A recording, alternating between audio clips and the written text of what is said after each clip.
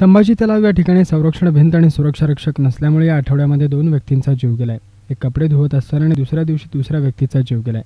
त्यानंतर हजारांपेक्षा जास्त मासेही मृत पावले। हे सर्व घडूनही महापालिकेला जाग येत नाही म्हणून आरबी दयावान बहुउद्देशीय सामाजिक संस्थेच्या मार्फत महापालिकेचे आयुक्त आणि महापौर यांना निवेदन देण्यात आले। संरक्षण भिंत आणि सुरक्षा रक्षक पुढील येणाऱ्या काळात देण्यात यावे, अन्यथा महापालिकेमध्ये तीव्र असे आंदोलन करण्यात येईल असा इशारा आरबी दयावान बहुउद्देशीय सामाजिक संस्थेच्या मार्फत देण्यात आला।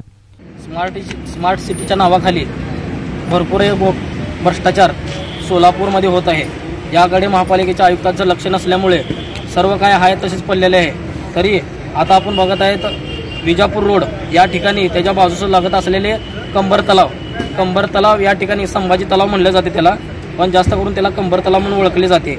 त्या ठिकाणी 15 दिवसाखाली गौतम भोसले असा एक व्यक्ती तो पाय घसरून कंबर तलावमध्ये पडला व त्याचा पडल्या ठिकाणी 2 क्षणामध्ये त्याचा जीव गेलेला आहे। त्यानंतर दुसऱ्या दिवशी एका व्यक्तीचा तसाच जीव गेलेला आहे।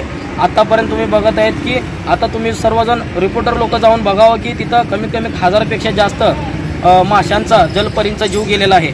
तरी या कोरोना काळात या बरोबर वर्षामध्ये कमीत कमी 20 ते 30 लोकांचा जीव या कंबर तलावामध्ये गेलेला आहे। याकडे महापालिकेच्या आयुक्त साहेबांचं लक्ष नाही। फक्त आयुक्तांचं लक्ष कधी असतंय ज्यावेळेस गणपती विसर्जन करायचं आहे त्या दिवशी आयुक्तांचं लक्ष फक्त सर्व तलावाकडे असते।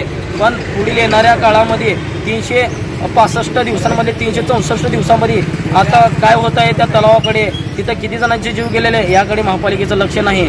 ज्या दिवशी कंबर तलावामध्ये गणपती विसर्जन करायचं आहे त्या दिवशी फक्त महापालिकेचं आयुक्तांचं लक्ष राहते। त्या ठिकाणी कुठली सुरक्षा भिंत नाही व सुरक्षा रक्षक म्हणून गार्ड लोक तिथं नाहीत। कारण एवढा कंबर तलाव एवढ्या मोठ्या ठिकाणी एकही व्यक्ती महापालिकेचा कर्मचारी तिथं ठिकाणी दिसून येत नाही।